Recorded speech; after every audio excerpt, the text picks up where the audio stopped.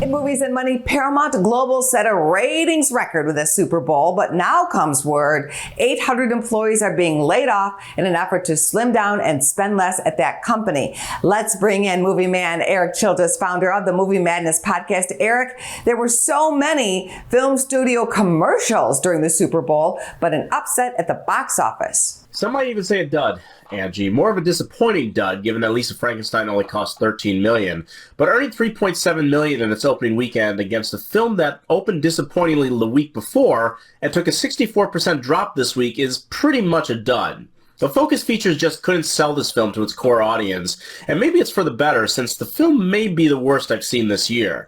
Then again, there just wasn't anything to get excited about at all at the box office. Argyle led for a second straight week, leading the way with just $6.2 million and is headed for somewhere in the vicinity of $40 million. This is a $200 million production that may be struggling to make half of that worldwide.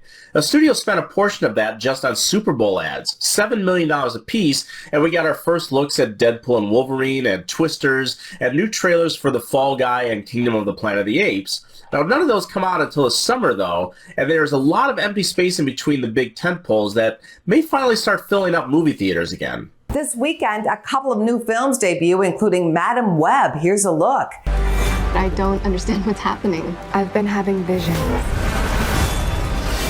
I knew he was gonna die. I think I'm seeing the future.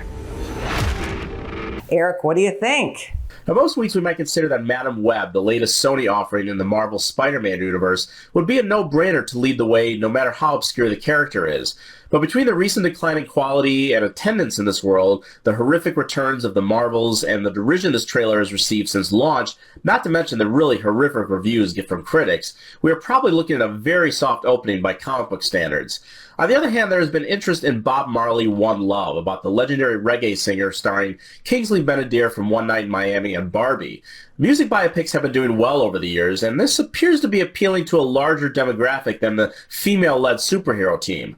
Each of these films opened yesterday on Valentine's Day and will have a 6-day stretch into President's Day on Monday, so we could be seeing a $50 to $60 million injection in the theaters between them in that time. Now on to your movie stars list, and this week you have some great works in honor of Black History Month. Always, Angie. And I would start with a wonderful documentary on Disney Plus this week called The Space Race, which documents the often untold history of Black astronauts going back to the beginning of the space program and through their varying successes and tragedies.